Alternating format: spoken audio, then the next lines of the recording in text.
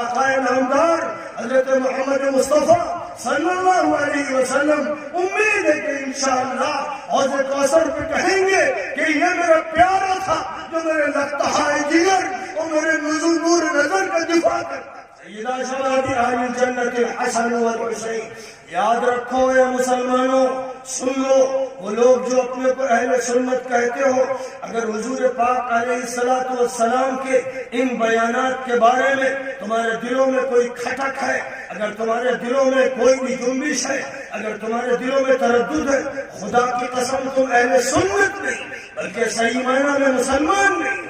تم کچھ ہو سکتے ہو، تم منافق ہو سکتے ہو، تم ناصبی ہو سکتے ہو، تم یزیدی ہو سکتے ہو، تم مردود ہو سکتے ہو، فرشتوں کے ملعون ہو سکتے ہو، لیکن اللہ کے محبوب، نبی کے محبوب، علی و فاطمہ کے محبوب، ابو بکر و عمر و عثمان کے محبوب نہیں بن سکتے. حسن و حسین کو سیادت کا مقام دیا گیا. صحابہ جن کا حضور تذکرہ فرماتے ہیں ان کو صحبت کا شرف ملا. جس کو رفاقت ملی، جس کو رفاقت نہیں ملی اس کو پھر وہ مقام نہیں ملا. جو آپ کے رفقا ہیں وہ آپ کے اصحاب ہیں، وہ آپ کے اصحاب ہیں جو آپ پر فداکار ہیں، جو آپ کے اطاعتشار ہیں، جو آپ کے وفادار ہیں، جو آپ کی وجہ سے علی سے محبت کرتے ہیں، فاطمہ سے کرتے ہیں، حسن سے کرتے ہیں، حسین سے کرتے ہیں، ان کی اولاد سے کرتے ہیں، جو حضور پاک کے نور نظر سے محبت کرتے ہیں، لقطۂ جگر سے محبت کرتے ہیں. انہیں کی محبت صحیح محبت ہے اور جن کے دل ان کی محبت سے خالی ہے. خدا کو گواہ بنا کر کہہ رہا ہوں، جبرائیل امین کو گواہ بنا کر کہہ رہا ہوں، ان کے دلوں میں نفاق ہے، ان کے دلوں میں روگ ہے، وہ بیمار ہے، وہ حدیث کے منکر ہے، وہ نمبر 2 پر گستاخ رسول ہے. یاد رکھو اے لوگوں، یہ حقیقتیں مدتوں سے بیان نہیں کی گئی. میں نے پہلے بھی اسی جامعہ کے جلسے میں کہا تھا کہ مجھے اللہ کی طرف سے دین کی بنیاد پر یہ ذمہ داری عطا کی گئی ہے کہ میں بتاؤں کہ کون ہے وہ مجرم رافضی جو ابو بکر کو، عمر و عثمان کو گالی دیتے ہیں، جو حضرت عائشہ پر الزام لگاتے ہیں. وہ متون ہے، وہ ملعون ہے، وہ رافضی ہے، وہ بگڑے ہوئے ہیں. اہل بیت نے ان کو دھتکار دیا، اپنے پاس سے ان کو ہٹا دیا.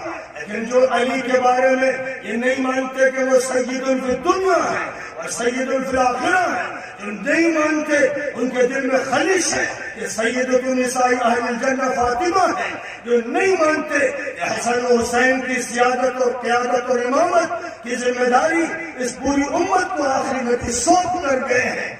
یاد رکھو کہ جس حدیث کو چھپایا گیا اس پر گرد ڈالی گئی، پردے اور اس پر کمبل ڈال دیے گئے. اللہ نے مجھے توفیق دی ہے، میں اللہ کا شکر ادا کرتا ہوں اور مجھے امید ہے کہ انشاءاللہ اہل بیت اور اہل بیت کے سردار اور آقائے نامدار حضرت محمد مصطفیٰ صلی اللہ علیہ وسلم امید ہے کہ انشاءاللہ حوض کوثر پہ کہیں گے کہ یہ میرا پیارا تھا جو میرے لقطۂ جگر اور میرے نور نظر کا دفاع کرتا تھا.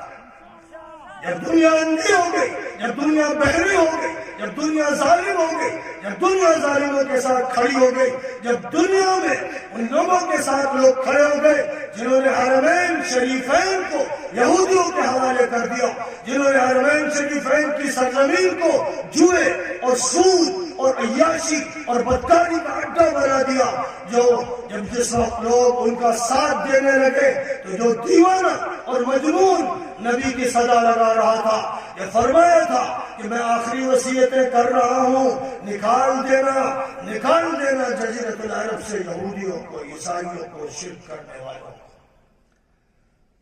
دوبارہ مشرکوں کو بسایا جا رہا ہے، دوبارہ بت خانے بنائے جا رہے ہیں، دوبارہ اسٹیچو لگائے جا رہے ہیں، دوبارہ عیاشی کے اڈے قائم کیے جا رہے ہیں، دوبارہ یہودیت اور صلیبیت اور صہیونیت کو آباد کیا جا رہا ہے.